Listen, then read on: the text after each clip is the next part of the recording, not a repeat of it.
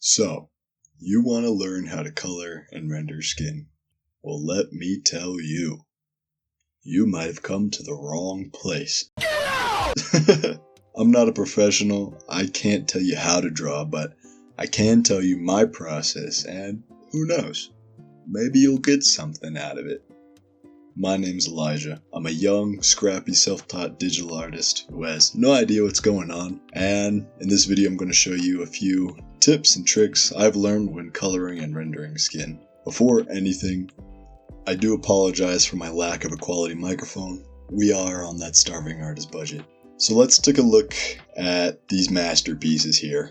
Incredible. I want to go over both light and dark skin because both have their similarities but also their differences in painting. Now, we could totally leave these be, move on to the shading process, call it a day, but I usually like to add a little bit of variation to my skin tones, give it a little pizzazz, as the kids say these days. That way my characters feel a little bit more lively. Now, first step, references. I keep a reference folder on Pinterest where I save faces or poses, or art hacks, whatever. Point is, use references. It'll save you from so many headaches. I'll probably make a video in the future on how to properly study a reference for growth, but for now, just spend some time looking at your references to understand how skin can vary depending on different people.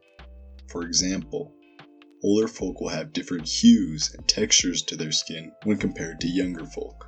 Some people will have smoother skin, rougher skin, oilier skin, as well as varying hues, which is what we'll focus on for the most part in this video. Different parts of the body have different hues. Here on the face with lighter skin, we can normally see ochre, which for those of you like me with a simple lexicon, that does not mean a big green smelly creature with a pet donkey that lives in a swamp. It just means saturated yellow. So ochre is seen on the forehead and the bridge of the nose, as well as parts of the earlobes and sometimes around the mouth. Red will cover most of this middle portion of the face, especially the nose, ears, cheeks, lips. Blue covers the bottom portion of the face, so chin, jaw, as well as lower eyelids. On darker skin, the increased melanin will give the skin varying hues. Here on the face, red will cover the forehead, the bridge of the nose, as well as little parts around it, the lower lip, the ear, and part of the chin. Ochre will cover the brow, the cheekbones, and maybe parts of the neck, while a lilac violet will cover around the mouth, the jaw, the cheeks, maybe parts of the ears too. Though we're mostly looking at faces today just to get a general idea, I'd encourage you to take some time to look in the mirror and look closely for all those color variations in the skin, and while you're at it, tell yourself something positive. Go ahead. You've earned it. Whenever I feel down in the dumps, I remember the words of a poet. You know what? I love myself. Even though I look like a burnt chicken nugget, I still love myself. Anyway, point is, the skin should have varying tones. You can play around with it. On the face specifically, you might find subtle shades of green or turquoise, especially around the mouth, the eyes, the tear ducts. But a couple of artists that inspire me in how I paint skin tones are Sinix and Emiliana. You probably know them or follow them on social media already, but if you don't, I'd highly encourage you to check them out.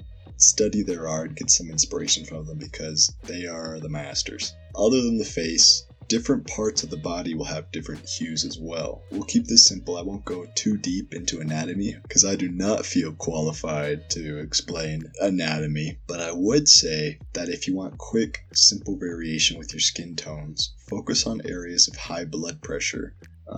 These areas will have a more red tone to them. We're talking knuckles, elbows, knees, shoulders, etc. On darker skin, those areas will have a bit of ochre to it as well. If you're trying to paint more lively characters with more color to them, then this is probably the easiest way to do it, is to look for those points and color them with a shade of red, just to give it a very simple skin variation, and that'll make ever more the difference. Now we're going to blend these up into each other. Maybe not too much. Personally, I like my art a little messy, feels more real, less artificial. Speaking of, a lot of artists have been getting wrongly accused of AI art. It has not happened to me yet. I have not been falsely accused. Do I feel FOMO from it? Maybe just a little, and that's okay. Now, we can set the layer to multiply overlay, whatever your preference is, and adjust the opacity until we find something that looks delectable. At this point, we would shade the face. I won't go too into depth with shading, but I do feel like it would be important just to touch the topic a little bit. Now, different characters or people you are painting will have different ways of shading them. It all depends on bone structure, skin texture. Different lighting will create different colors of shading, as well as ambient and reflective light. Those will have their own effects to what you're painting. As for me, it all depends on the drawing. I tend to lean towards warmer colors, so we're going to shade these guys with just a very simple warm colored shading. It is important to note that between these two skin tones, lighter skin tones will find most of their form in shadow, whereas darker skin tones will find most of their form through highlights. And honestly, that's pretty much it. It's a little thing that I do here at the end of this process or during the process. I will take these layers and I will go to the tonal correction tool in my settings, and I'll just play around with different hues, different saturations, different variations of what I've done until I get something that doesn't make me want to set my canvas on fire. Now, I don't want you to think this is how skin will be colored 100% of the time. Like I said, I'm not a professional. I'm self-taught. I'm just here to create art that I love, that hopefully others will love as well. My biggest piece of advice is have fun with the process. Experiment. Study other artists and their works, both modern and classic. Take inspiration from the colors you see around you in the real world. But I sincerely hope you've been able to learn at least a little something from some of these techniques that I've learned in my own art journey. Anyway, thank you so much for watching this video. Please like, subscribe, share this with your friends, your family, the weird neighbor across the street that probably hides bodies in his backyard, whoever. And just so it's out there, my commissions are open if you want to check out my Ko-Fi page. I still don't know if it's pronounced Ko-Fi or Ko-Fi. Personally, I like Ko-Fi. You can also check out my Instagram for all of my artwork, even the embarrassing ones that I try to hide in the shadow of my guilt. Both are linked in the description. But for now, I will see you in the next video. Take care.